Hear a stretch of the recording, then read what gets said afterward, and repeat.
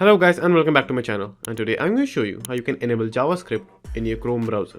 So it's a very simple process. All you have to do is just simply open your Chrome browser, then click on three dots over here, then go to settings. Now in settings, just simply search for Java,